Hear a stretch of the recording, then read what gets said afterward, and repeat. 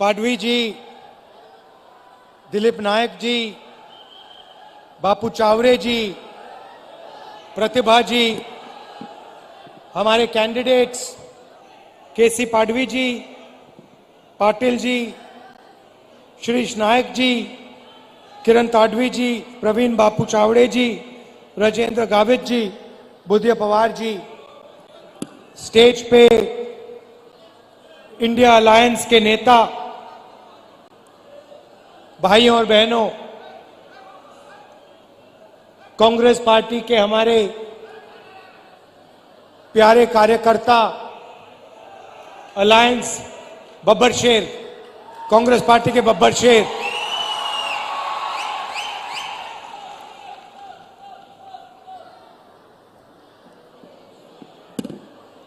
ये जो लड़ाई है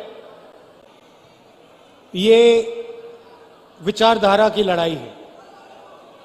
चुनाव हो रहा है मगर दो विचारधाराओं की, दो सोच की टक्कर है। ये कांग्रेस पार्टी कहती है, इंडिया गठबंधन कहता है कि देश को संविधान के माध्यम से चलाना चाहिए।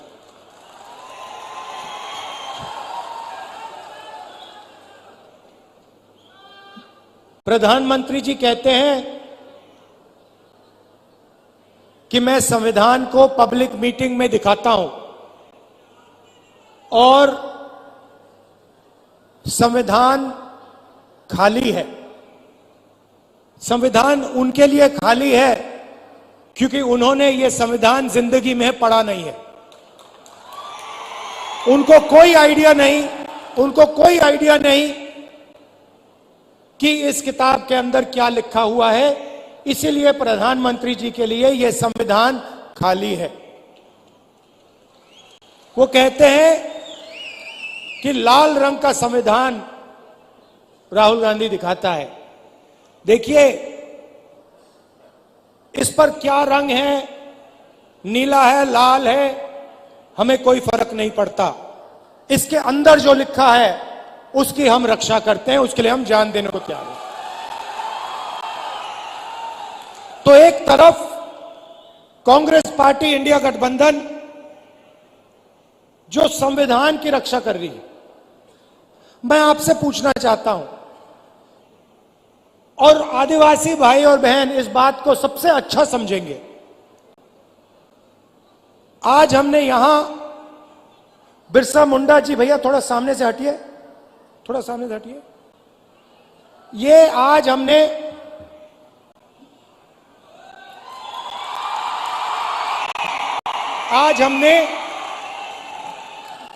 इनके सामने, बिरसा मुंडा जी के सामने हाथ जोड़े, मत्था टेका।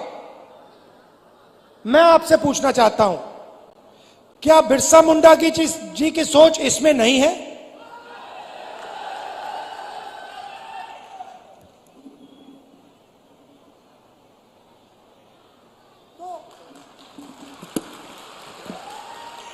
तो नरेंद्र मोदी जी कहते हैं कि यह संविधान खाली है, खोखला है, इसमें कुछ नहीं है। मैं नरेंद्र मोदी जी को समझाना चाहता हूं, और प्रधानमंत्री जी आप अच्छी तरह सुनिए क्योंकि आप देश के प्रधानमंत्री हैं। नरेंद्र मोदी जी, यह संविधान खोखला नहीं है। इस संविधान में हजारों साल की सोच, बिरसा मुंडा जी की सोच, बुद्ध भगवान की सोच, फूले जी की सोच, अंबेडकर जी की सोच, गांधी जी की सोच सब भरी हुई है। ये हिंदुस्तान, नरेंद्र मोदी जी, ये खोखला नहीं है। इसके अंदर हिंदुस्तान का ज्ञान, हिंदुस्तान की आत्मा है। और जब आप इसे खोखला कहते हो तो आप हिंदुस्तान, बिरसा मुंडा जी, महात्मा गांधी जी, अंबेडकर जी, इन सब का अपमान करते हो। लड़ाई भाइयों और बहनों इसको बचाने की है। आपको कॉन्स्टिट्यूशन में, संविधान में नाम दिया गया है। आपको संविधान में आदिवासी नाम दिया गया है। इस संविधान में आप कहीं भी पढ़ लो, इस संविधान में आपको वनवासी नहीं कहा जाता है, आपको आदिवासी कहा जाता है। मगर आरएसएस के लोग, बीजेपी के लोग, हिंदुस्तान के प्रधानमंत्री आपको वनवासी कहते हैं। इन दो शब्दों में बहुत बड़ा फर्क है। आदिवासी का मतलब जो हिंदुस्तान के पहले मालिक थे। इस संविधान में बिरसा मुंडा जी ने जो त्याग किया, जो शहीद हुए, उनके शब्द हैं। इसीलिए संविधान में आपको आदिवासी नाम दिया गया है। आदिवासी नाम का मतलब समझिए। आदिवासी नाम का मतलब हिंदुस्तान के पहले निवासी, हिंदुस्तान के पहले मालिक। मतलब ये जो जल है, ये जो जंगल है, ये जो जमीन है, उसका पहला अधिकार आदिवासियों का है। ये बात, इसके लिए बिरसा मुंडा जी लड़े थे कि जमीन हमारी, जल हमारा, जंगल हमारा, और जल, जमीन और जंगल का फायदा हमें नहीं मिल रहा। इसीलिए शहीद हुए। वो अंग्रेजों से लड़े।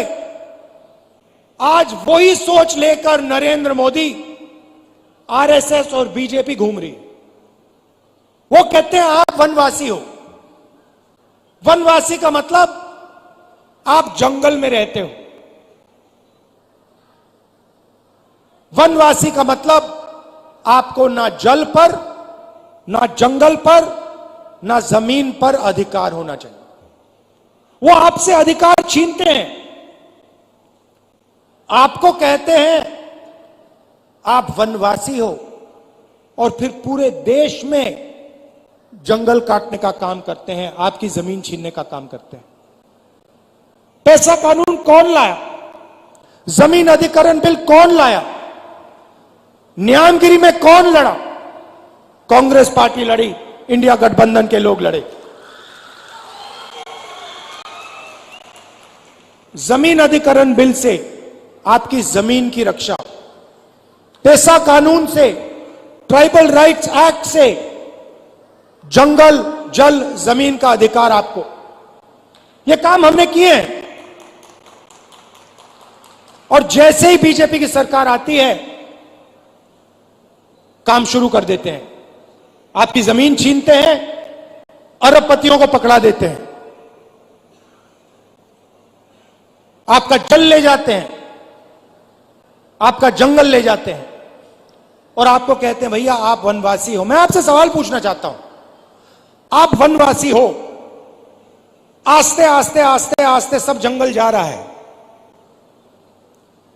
10, 15, 20 साल में हिंदुस्तान में बहुत कम जंगल बचेगा, तो फिर आप कहां के रहोगे? अगर जंगल ही नहीं रहा तो वनवासी कहां जाएंगे? आप दूसरे प्रदेशों में जाओगे, मजदूरी करोगे। वनवासी का मतलब आपके बच्चों को शिक्षा ना मिले। वनवासी का मतलब आपके बच्चे इंजीनियर, डॉक्टर, लॉयर ना बने, अपना बिजनेस ना चालू करें। वनवासी का मतलब आपके बच्चे पायलट ना बने। आदिवासी का मतलब आपके बच्चे इंजीनियर बने, डॉक्टर बने, लॉयर बने, आपके बच्चे बिजनेस चलाएं, सरकार चलाएं। यह है फर्क आदिवासी वनवासी में।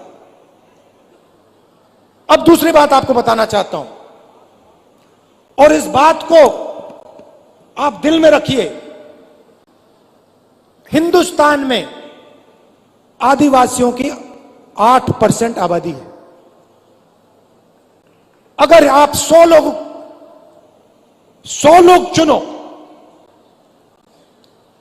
तो 800 में से आदिवासी है। सही बात। तो मैंने पता लगाया, आबादी 8%। तो मैंने पता लगाया, ठीक है भैया, अगर 8% आबादी है तो भागीदारी कितनी होनी चाहिए? अगर 8% आबादी तो कितनी भागीदारी? 8% होनी चाहिए। सही है गलत? सही है ना? बराबर है ना? अगर 100 में से 8 आप हो तो फिर भागीदारी भी होनी चाहिए 8 की। तो मैंने पता लगाया, मैंने कहा देखो भाई, पता लगाते हैं हिंदुस्तान की सरकार में आदिवासियों की कितनी भागीदारी है। 90 अफसर हिंदुस्तान की सरकार को चलाते हैं। 90 अफसर हिंदुस्तान की सरकार को चलाते हैं। जो आप जीएसटी का पैसा देते हो, रोज देते हो, वो पैसा दिल्ली की सरकार को जाता है, उसको 90 अफसर बांटते हैं। मैं आपसे पूछना चाहता हूं, अगर दिल्ली की सरकार 100 रुपए खर्च करती है तो उसमें से आदिवासी अफसर कितने रुपए का निर्णय लेते हैं? बताइए बताइए बताइए। शांत हो गए आप? यह आपको मालूम होना चाहिए, यह सच्चाई आपको मालूम होनी चाहिए। भाइयों बहनों, अगर हिंदुस्तान की सरकार 100 रुपए खर्च करती है तो आदिवासी अफसर 10 पैसे का निर्णय लेते हैं। मतलब आपकी भागीदारी 100 में से 8%, आपकी आबादी 100 में से 8, आपकी भागीदारी 100 रुपए में से 10 पैसे। 90 में से सिर्फ एक अफसर आदिवासी है और उस अफसर को पीछे कोने में बैठा रखा है, उसको काम नहीं देते। बड़ी मिनिस्ट्री उसके हाथ में नहीं है। उसको कहते हैं आप आदिवासी हो, आप पीछे बैठो। आप वनवासी हो, आप पीछे बैठो। यह बदलना है। बदलने का तरीका जाति जनगणना, कि सबको पता लग जाए कि सचमुच में आदिवासियों की कितनी भागीदारी है। मैं आपसे पूछना चाहता हूं, आप मीडिया देखते हो ना? देखते हो मीडिया? ये बड़े बड़े टीवी वाले एंकर हैं, इसमें से मुझे एक आदिवासी का नाम बता दो। एक आदिवासी का नाम बता दो, एक दलित का नाम बता दो, एक पिछड़े वर्ग का नाम बता दो। नहीं मिलेगा। हिंदुस्तान की सबसे बड़ी कंपनियों में, अदानी की कंपनी में, अंबानी की कंपनी में, मुझे एक आदिवासी नाम बता दो। नहीं मिलेगा। मजदूरों की लिस्ट निकालो, मनरेगा की लिस्ट निकालो, आदिवासी उसमें भरे हुए हैं। ये इमारतें आप बनाते हो, सड़कें आप बनाते हो,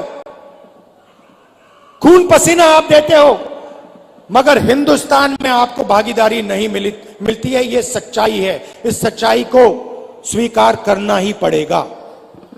और मेरा लक्ष्य है कि आदिवासियों को, दलितों को, पिछड़े वर्ग को हिंदुस्तान में भागीदारी मिले, हिंदुस्तान में पावर मिले, सरकारों में जगह मिले, बिजनेस में जगह मिले।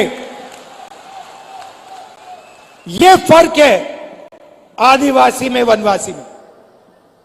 महाराष्ट्र की थोड़ी सी बात करता हूं आपको। हमारी सरकार आएगी तो हम आपके लिए क्या करने जा रहे हैं। नरेंद्र मोदी जी ने 16 लाख करोड़ रुपया अरबपतियों को कर्जा माफ करके दिया है। 1 लाख करोड़ रुपए धारावी की जमीन नरेंद्र मोदी की सरकार, महाराष्ट्र की सरकार अदानी को पकड़ा रही है। 1 लाख करोड़ रुपए की जमीन दे रही। आदिवासियों को क्या दिया, दलितों को क्या दिया, पिछड़ों को क्या दिया, किसानों को क्या दिया, मजदूरों को क्या दिया, महिलाओं को क्या दिया? कुछ नहीं। इसलिए हमने मन बना लिया, जितना पैसा नरेंद्र मोदी अरबपतियों को देगा, जितना कर्जा माफ हो उनका करेगा, हम आपका करेंगे।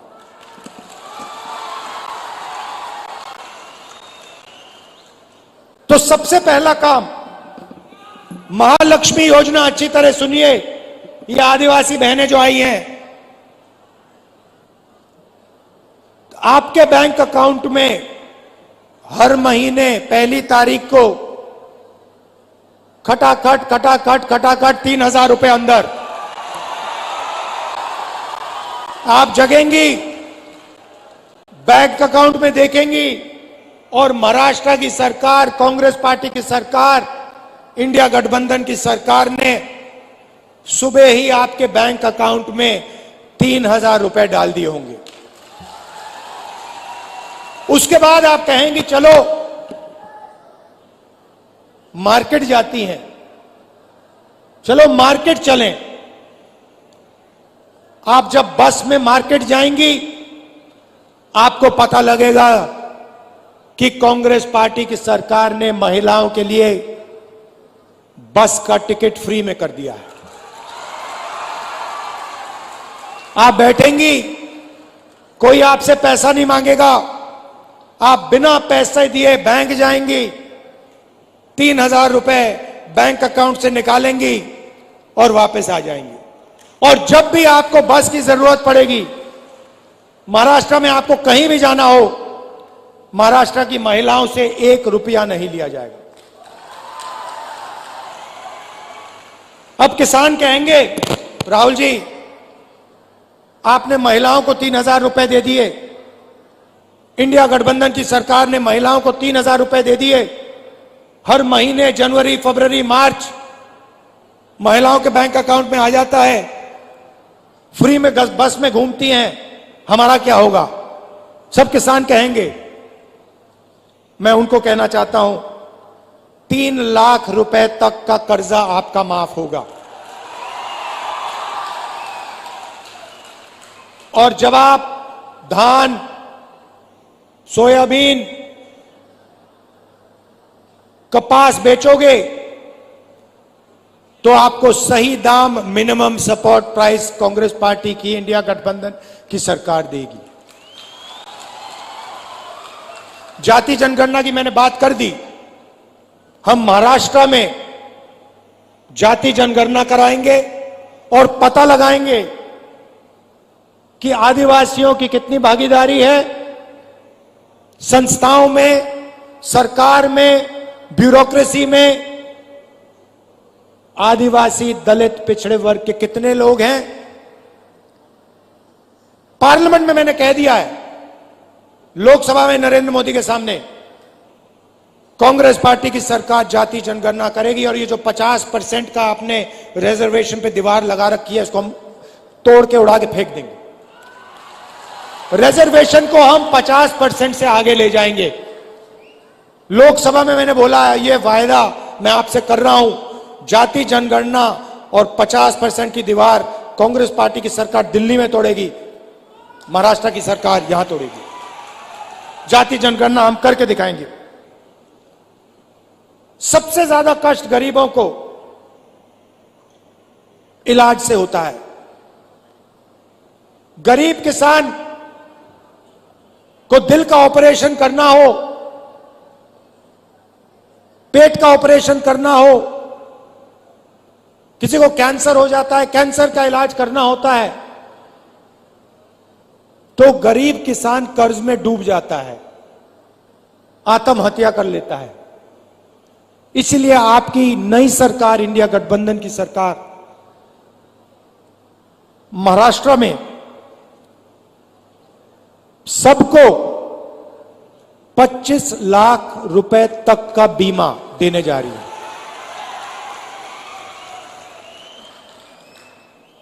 दिल का दौरा पड़े, कैंसर हो, किडनी की बीमारी हो, लिवर की बीमारी हो, पेट की बीमारी हो, आप अस्पताल जाओगे 25 लाख रुपए तक का इलाज आप मुफ्त में करवाओगे। और युवाओं को, बेरोजगार युवाओं को 4,000 रुपए प्रति महीना जब तक वो रोजगार पा लेंगे। और 2.5 लाख सरकारी रोजगार जो नरेंद्र मोदी और बीजेपी की सरकार, महाराष्ट्र की सरकार नहीं दे रही, वो हम आदिवासियों के, दलितों के, पिछड़ों के, गरीब जनरल कास्ट के लोगों के हवाले कर देंगे।